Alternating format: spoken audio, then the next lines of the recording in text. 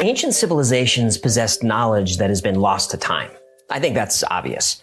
But to be fair, most lost knowledge is probably not practical to us today anyway. I mean, who cares what bacterial infection some ancient Swami cured with pine nuts and prayer when we can just use an antibiotic? And if some shaman or witch doctor discovered how I can make Windows not update the very second I start a Zoom call, well, I'd love to know that secret. But shaman are typically Mac people, so not a problem for them. But what about ancient technologies that would be of practical use today? Like levitation. Specifically, levitating large, heavy objects.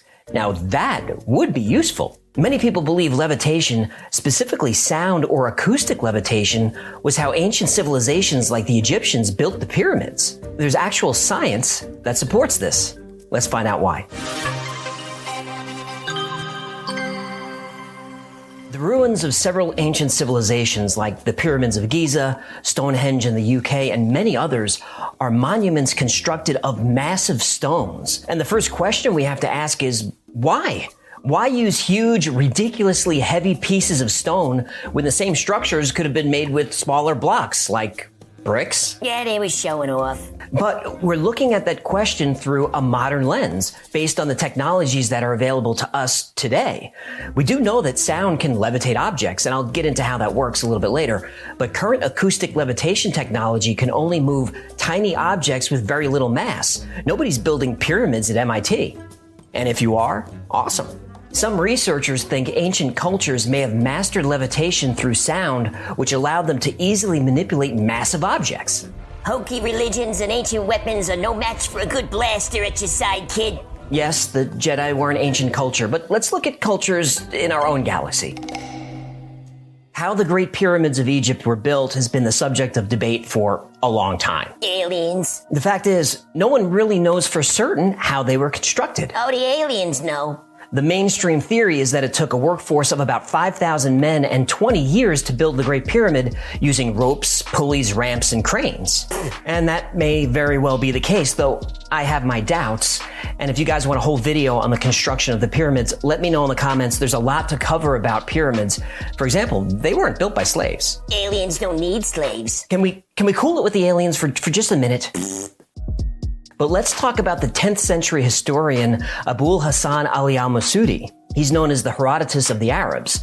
And Al-Masudi traveled all over the world, but finally settled in Egypt, where he wrote a 30-volume history of the world. Like everyone, he was awestruck by the pyramids, and he wrote a very intriguing passage about how the giant stone blocks were transported. First, magic papyrus was imprinted with symbols and placed under each stone. Then the stone was struck with a metal rod that caused it to slowly rise above the ground. The stone then moved along a path that was paved with other stones and fenced in by metal poles. The stone traveled along this path for about 50 meters, then gently settled to the ground. And this process was then repeated over and over again until the builders had the stone exactly where they wanted it. Now, some believe metal poles could have been used to create high-frequency sound vibrations, which would have been responsible for creating the levitation effects. Now, given that the pyramids were already thousands of years old when Al-Masudi wrote this, we have to wonder where he got his information. Was this an oral history passed down through the generations, or just a great story created by a talented writer? Can I make a quick point? Go ahead. May I refer you to Clarke's third law? Right. Clarke's third law says any sufficiently advanced technology is indistinguishable from magic. Bingo. The Great Pyramid of Giza does possess some extraordinary acoustic properties and can dramatically amplify sounds at certain frequencies. So the Egyptians clearly knew a lot about sound science and how it could be used to produce powerful effects, possibly including levitation. Did striking the rock create vibrations that resulted in sonic levitation? Maybe the layout of stones and rods created some kind of magnetic levitation. The science for either scenario is sufficiently advanced, and therefore, to Al-Masudi and to us, is indistinguishable from magic. Now, the pyramids aren't the only ancient structures made of huge stone blocks. There are monuments around the world that contain stone components of such incredible size that they make the pyramids look tiny, but their construction remains a mystery. Let's look at a few more. The Temple of Jupiter at Baalbek, Lebanon contains the 3 largest stone blocks ever used in a man-made structure. Each block is estimated to weigh as much as 1,000 tons. Now, no industrial equipment in existence today could lift one, no super crane, and certainly no number of people, yet somehow they are positioned together so precisely that a sheet of paper can't fit between them. Now, nearby is an even bigger stone. It's known as Hajar el-Hibla, and it's the largest piece of stone ever cut by humans. It weighs 1,200 tons. It's estimated it would take 16,000 men to even budge it, and it would be a huge challenge of modern technology to just create it, yet there it is. How did they do it? Nobody really knows. Let's go to the other side of the planet. On a remote plateau in Bolivia, 12,000 feet above sea level, there's a monument called Puerta del Sol, or Gate of the Sun. This elaborately carved megalith is a single piece of stone that weighs 10 tons. Cool. Well, how did it end up almost 4 kilometers up a mountain?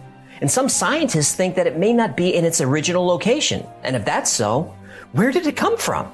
Here's another.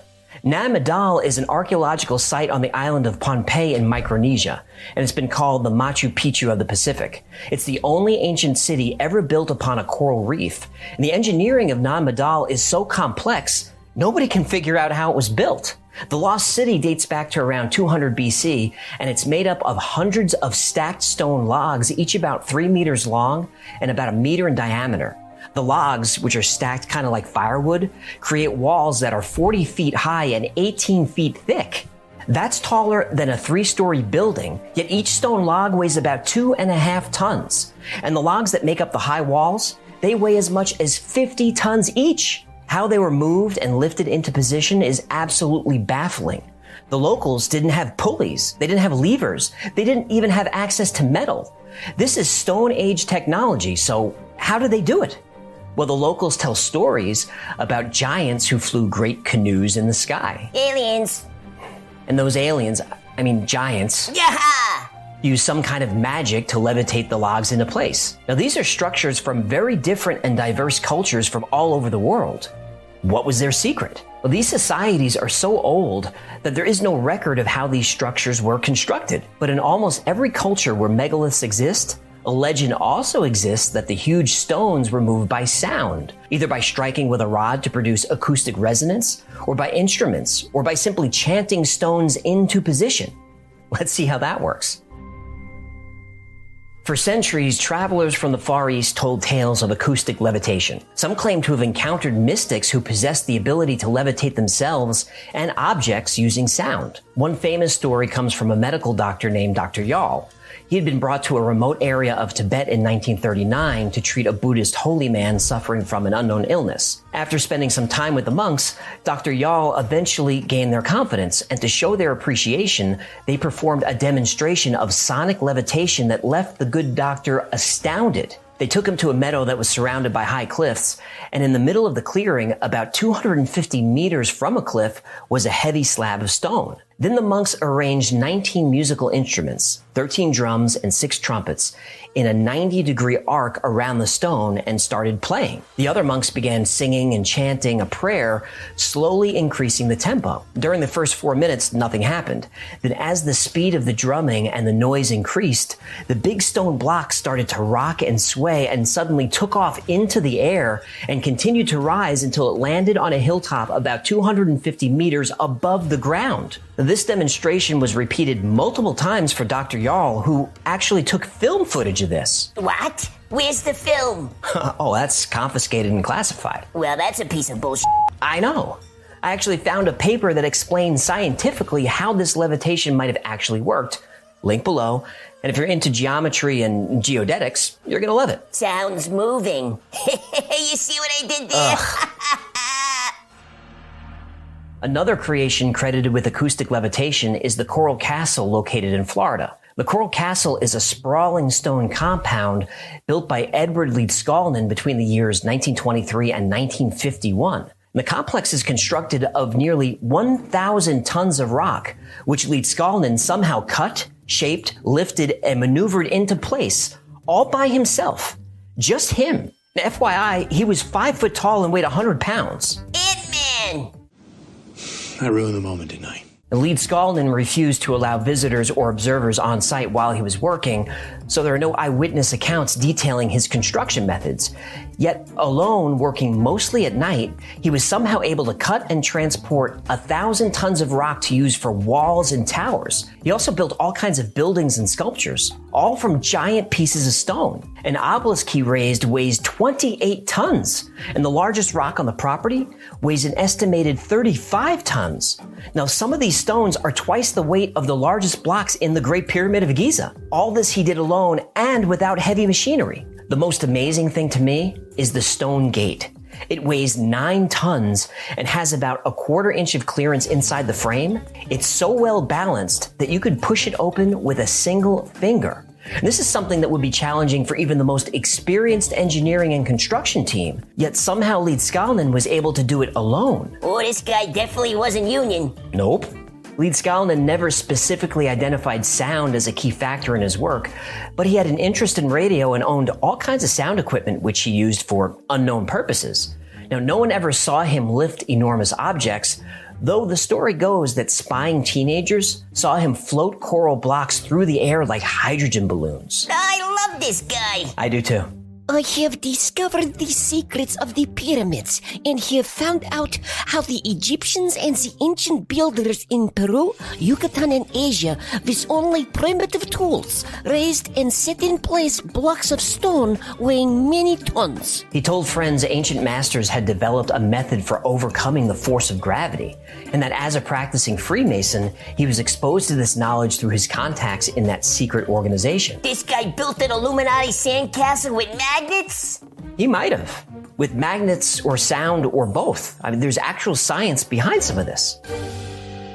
Unless you're in a vacuum, sound is everywhere. Sound is created by vibrating molecules of a medium, like air or water, into waves. The waves hit our eardrums or our skull, and our brain decodes the wavelengths into sound. We don't usually think of sound as having a physical presence, but acoustic waves can absolutely affect the environment. Think of a nightclub or a concert where you could feel the bass. Right. Like that. Or how ultrasound is used to pulverize kidney stones. Or how singing the right note or wavelength with a sufficient volume or amplitude can shatter glass.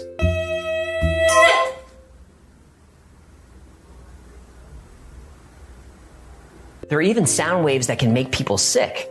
We've got a video coming up on this, so hit subscribe, hit the bell, okay. like, share. Okay. Hey. Don't oversell it. I'm sorry, I get excited. Anyway, current acoustic levitation techniques use sound traveling through media, usually gas, to counteract the force of gravity. A basic acoustic levitator has 2 main parts. A transducer, which is really just the surface that creates the sound by vibrating, kind of like a speaker. And there's also a reflector, which helps focus the sound waves on the object you want to levitate. Now, to get this to work, there's quite a bit of math involved. For example, the distance between the transducer and the reflector must be a multiple of half of the wavelength of the sound. Now, this is because you need to get enough molecules lined up under the object in order to lift it. If you just blast sound at an object, all you're doing is scattering a bunch of molecules around. That won't work. But if we remember the story about the Tibetan monks, they were using this precise technique. They played specific instruments in unison, just like a transducer, focused at a specific object from a specific distance, like a reflector. I bet if we knew the actual sounds of their instruments, we'd see a correlation between the wavelengths they emitted and the distance to the stone. Now, I'm not saying the monks actually got this to work, but I am saying the science is sound. A pun? No. That was so terrible. Oh, I didn't mean to do that. It was... Oh, shame on you. Oh. So now that we've seen that sound can be used to move objects, is this enough evidence to prove how the pyramids were constructed? For some people, yes. For most, no. For me, I'm not really sure. Could the pyramids have been constructed using pulleys, ramps, and cranes, like mainstream Egyptologists claim? Well, sure. But when you look at the sheer size those ramps would need to be, and the distances involved, the amount of materials required to build the scaffolding would be more than the material in the actual pyramids. Much more. So where are all the construction materials? To me, there seems like there's something going on here. But we can't even talk about this without being labeled kooks. Any challenge of established scientific dogma is labeled pseudoscience. Isn't that a bit arrogant? I mean, isn't pseudoscience only pseudoscience until it's actual science? But people are afraid to go up against the establishment. Kepler and Copernicus were ridiculed by their peers. Louis Pasteur's research was rejected by the medical establishment. Gregor Mendel, Nikola Tesla, initially they were rejected. Imagine the hate they'd get if Twitter existed? But that's a long time ago. Surely we've matured since then. Think about this. In 1903, when the Wright brothers and others were building airplanes, the New York Times said manned flight would not be possible for 1 to 10 million years. Oops. And in 1985, the New York Times said no matter how inexpensive or powerful a laptop computer would become, nobody would want one. No, boy. And when Apple announced the iPhone, the Times said they'd probably never build it, and even if they did, nobody would buy it. Aye, they. And speaking of Twitter, here's what the New York Times said when it launched. Using Twitter for literate communication is about as likely as firing up a CB radio and hearing some guy recite the Iliad. Whether the service could be made into a sustainable business, quite unknown. I'm skeptical. Blah, blah, blah, blah, blah. Haven't I always told you don't trust the media? You have. If you suggest that levitating heavy objects with sound or creating free energy is even possible, you're viciously attacked. Not just by Facebook and Twitter, but by the New York freaking Times. Aren't new ideas worth exploring? Did Steve Jobs care what people thought about him? Does Elon Musk care? No. They just went out and changed the world. So my message today is not to the corporate media or social media. They make money by getting all of us to attack each other. That's their business model. It's shameful, and that's why nobody trusts them. Who cares? George Bernard Shaw said, all great truths begin as blasphemies. This message is to those blasphemers, to the recluse out there building castles with sound and magnets and his own hands, to the nerd in the garage tinkering with electronics because he knows in his heart there is a better way. This message is to the next Kepler, Jobs, Elon Musk, to the misfits and dreamers and visionaries. My message is to you. They are going to attack you. They are going to hate you. Ignore them. Keep dreaming. Keep building. Keep blaspheming. Because I can tell you with 100% certainty, the world needs you much more than it needs the New York Times. Thanks for hanging out with us today. My name is AJ, that's Hecklefish. This has been the Y-Files. If you had fun or learned anything today, help me out with the algorithm and comment, like, subscribe, share. The algorithm is a gorgon with hair made of venomous snakes that can turn you into stone. But with your help, we can defeat her. I eat gorgons for breakfast. Until next time, be safe, be kind, and know that you are appreciated.